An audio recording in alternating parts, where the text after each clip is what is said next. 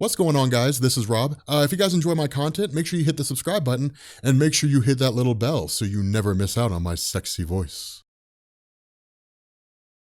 Okay, so I want to be dangerous for the next week. I want to try an experiment for the next week. I've actually been thinking about doing this for a little while, and I've been trying to find a way to see if we can make it work. So what we're going to do for this whole week is we're going to cover the event of Fear itself. And this is going to be like a background series of videos in addition to the videos that we normally do. The exception, of course, is today because it's Sunday. And so normally we would cover we should be covering X-Men and Green Lantern, but I've been getting a house remodeled and all kinds of good stuff, and that went on the back burner, and I'm going to do this instead. So I'm kind of curious to see how people will respond to this. Now, Fear itself is an interesting story. Here's a funny thing about this. So when Joe Quesada took over Marvel Comics in the early 2000s as editor-in-chief, basically from 2000 going forward, it was designed to like rework everything, right? And then we went into Siege, and then we had like Dark Reign, Siege, the Heroic Age, and then we go into Fear itself. And the Heroic Age was designed to basically say, here's heroes being heroes. Initially, it was like that. Like all these different characters and teams got one-shots, and then you had like the actual Heroic Age miniseries and so on and so forth. But it didn't last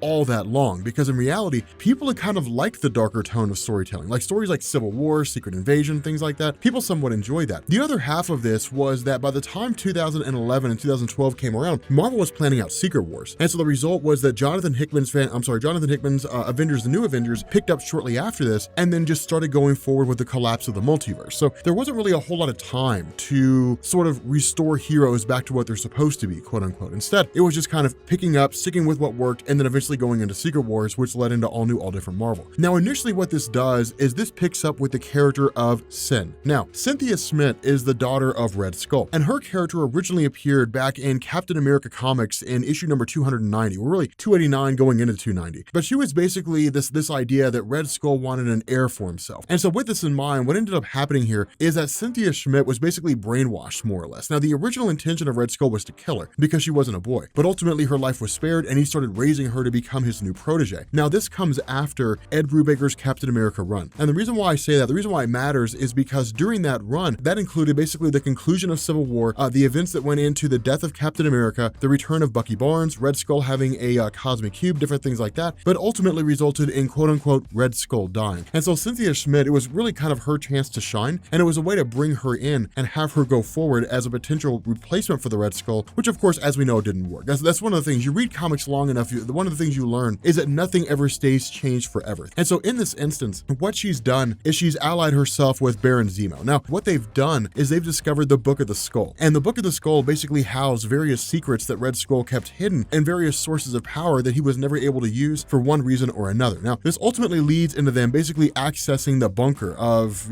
Red Skull. And then once they get in, Cynthia Schmidt begins to basically sort of reveal this tale. And what we end up finding out is that in the 1940s, during World War II, that the Red Skull had essentially traveled to a section of Atlantis, or really in Germany, but had brought Atlantean mystics to him, and in turn basically forced them to start using their various forms of magics in order to access a sort of super weapon out there that would serve the purpose of allowing the Germans to basically win World War II. Now, the other half of this is the invaders themselves, because with this going on, essentially the artifact that's been summoned, more or less, by Red Skull has flown across the sky and landed somewhere else, meaning they have to go chase it down. Now, this ultimately leads to them basically accessing where the Red Skull was operating out of, just because of the fact that word had reached their ears that strange things were going on, and the invaders were literally jumping from basically following the trail of the Germans and liberating all the camps that they could come across. And so when Namor steps in here and ends up finding out that all the members of these various Atlanteans have essentially all been killed, it's a big to-do. Because one of the things to remember is that when it comes to Namor, he is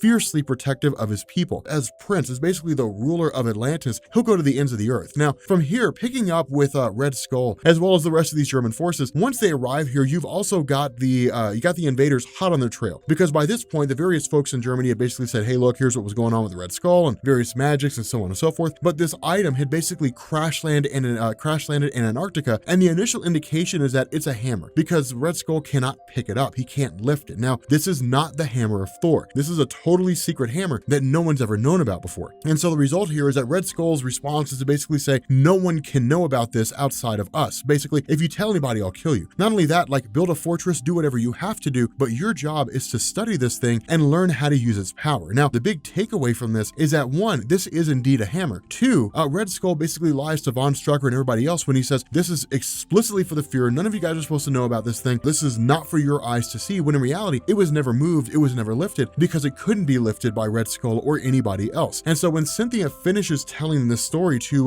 Baron Zemo, what she ends up doing is basically saying like, this is, what I have here is a map, a location of where this hammer is. Because, accessing this tomb, again, only really reveals information. It doesn't actually reveal any particularly powerful artifacts. And so Cynthia essentially betrays Helmut Zemo and takes off to find the hammer for herself. And so at this point, we jump forward to the actual Fear itself story. So again, we're gonna do this very similar to Civil War in the sense that you've got the tie-ins and you've got like the main event itself. Now, this is where Fear itself really begins to give us what it was that Joe Quesada and company were shooting for, in the sense that like Civil War, it was designed to be a reflection of the modern day. Now, this is in 2010, 2011. And so we're talking about right before the point when like housing prices after the mortgage crisis had reached bare bottom, when it basically like dropped off to the lowest point and then began the point of recovery. And so what you have here are a lot of people who are just angry, right? I mean, that's the nature of this. While this story isn't really political, it is designed to basically take these political tones from the real world and feed them into the story, right? Like you had the mortgage crisis in 2008, Americans almost destroyed the economy. Obama told the American people, sorry about your luck, bailed out the banks, and that was the end of that. And so with this whole thing going forward, what you have are people who are in a state of anger and resentment and who are lashing out accordingly. But the funny thing about this is that Steve Rogers basically catches on to this small nuanced thing and essentially says people are more aggressive than they normally would be. And so where he's kind of looking at all this, the initial response is something's wrong. Things aren't right here. Something's going on here. This also leads to the various armed forces tear gassing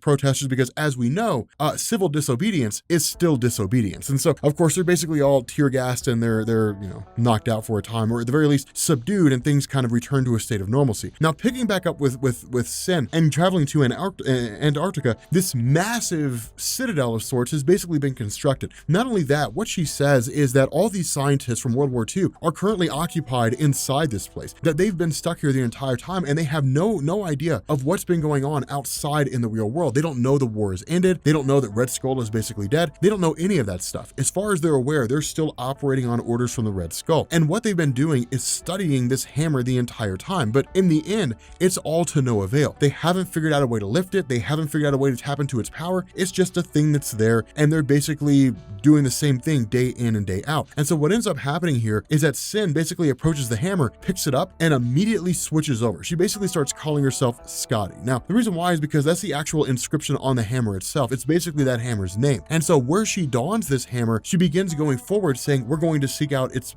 basically its father, its owner, and then go from there. Now, at this point, this is when we start to switch over into Iron Man basically rebuilding Asgard. And it's actually a pretty cool thing because remember, this comes after the events of Siege, which come after the events of Dark Reign. So Norman Osborn's already been deposed, right? He's already been toppled, been defeated, and Dark Reign is over. He's no longer in control of S.H.I.E.L.D. But for the most part, the purpose of Dark Reign and even the events of Siege was to basically disband and to remove the entirety of the Superhuman Registration Act. That was basically a holdover from the events of Civil War. Essentially, it was the Marvel Comics equivalent of somebody just sort of letting their voice trail off. It would just kind of be something that was never really referenced anymore, kind of forgotten, and fans would eventually ask the question, what happened to the Registration Act? And Marvel wouldn't want to have to release a one-shot or go through a whole bunch of hoops in order to provide an answer to that question. And so in this instance, what ends up happening here is with the Registration Act gone, Captain America Steve Rogers is long since back. He's been reborn after the events of his death. And this basically leads into Iron Man chipping up and essentially saying, while this does seem kind of weird, at the end of the day, it is people acting aggressively. That's really all it is, because all these tests are being done to ask the question, is it some kind of external factor? Is there some psychic mutant out there that's going crazy and using their powers? Is it some villain? Did Mysterio make it all happen? And there's no answer to that. It's not the actions of any one person that push these people to the extreme. It's just that they're just really that pissed off. And so the response of Iron Man basically looking at Captain America is saying, after World War II was over, what did you guys do? You guys built things. You had the economic explosion of the United States in the 1950s. And so his response is to say, we need to do the same thing. You have people right now who basically feel like they were ripped off, left hanging. What they need is to be put to work. What they need is to be able to do something with the auspices that they can make the world better. And so the result is that Iron Man says, we're going to get them to work. Asgard's been destroyed. It was destroyed by the Sentry during Siege. So let's build a new one. I told them I would. So let's just start, let's get to work on building a new Asgard. And that's what everybody starts to do. Now, this is kind of a background thing. Instead, it's basically Iron Man getting out there and telling the world, here's what we're going to do. We're going to rebuild the entirety of Asgard. Now, the reason why this matters is that for those of you guys who are reading Thor comics right now, what you'll notice is that there's two Asgards. There's basically old Asgard, which also exists in the dimension of Asgard. Then there's Asgardia, which is hovering out there around Saturn somewhere. The one that's around Saturn, that's the one that Iron Man built. And so again, with Skadi traveling down to where this particular being is located at, she basically starts facing off against all these various monsters and demons that have been placed there by Odin as kind of a measure of protection. Now, when it comes to Asgardian magic, it gets a little iffy. It's really a plot device more than anything else. Captain America might be able to overcome Asgardian magic in one story, and then he's just hopelessly powerless against it in another story. In this instance, these kind of beasts and monsters being placed here, we would have to believe are most likely beings that none of the superheroes would be able to successfully defeat on their own. And so that's why Skadi's here, is because she's going through and literally tearing them limb from limb, using this hammer, ripping them apart, only to find out there's basically a kind of sarcophagus with a seal of sorts on it. And when she penetrates this seal and enters into the inside, into this sort of,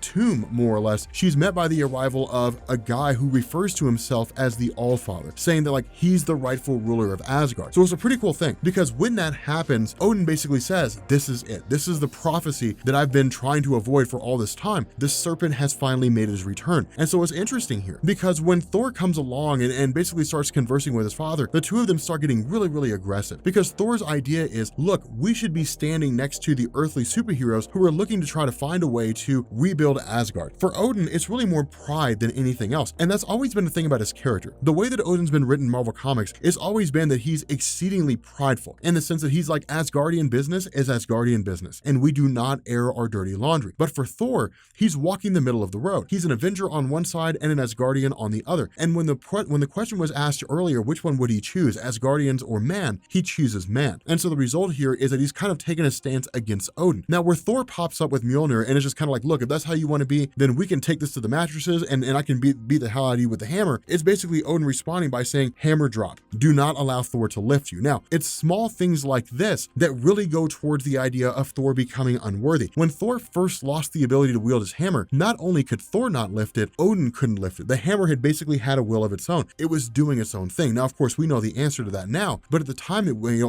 we didn't. And that was the nature of the hammer in response to how the Asgardian mythos functioned. That while it was the hammer that Thor wielded, it was basically passed on to him by Odin, and the enchantment that Odin placed on it was that only a worthy person could wield it. And so the response that Odin makes is that he gives and he takes away. And so basically, it's one of these things. By the grace of me goes your ability to wield that hammer. And this is a significant moment, because it shows just how much more powerful Odin is than Thor. Regardless, what ends up happening is Odin basically says, we're departing this place. We don't need humanity's aid. We're leaving this place and we're going back to Asgard. And so again, it's interesting, because switching back over to Skadi, and with this guy, basically the Serpent, her response is, if what you're looking to do is topple the Asgardians and essentially conquer the world, is this something that can be done by us? And the response he gives is, it will not just be us. It's going to be those who I deem to be worthy. And so what he does is he basically summons a handful of hammers, which are going to land in different places on Earth, and various people are going to pick them up, and they're going to become the worthy, basically the followers of the Serpent, and in turn, like, be imbued with all new levels of powers, each one representing a different facet of what the Serpent stands for. And so while all this is going on, essentially Earth is under siege by hidden Asgardian powers that no one really seemed to be aware of before outside of Odin. And in the moment when they could use the help of the Asgardians, they leave. Odin instructs all of them to walk away. And so they're all basically being taken back to Asgard. Thor himself is being forced back there, and Earth is being left to the defense of the superheroes who were there. And that's really about it. But with that being said, guys, we're going to bring this video to an end. If you are new here to Comics Explained, make sure you guys hit the sub button to become part of the Rob Corps. If you guys enjoyed this video, make sure you drop a like. And yeah, I will catch you all later.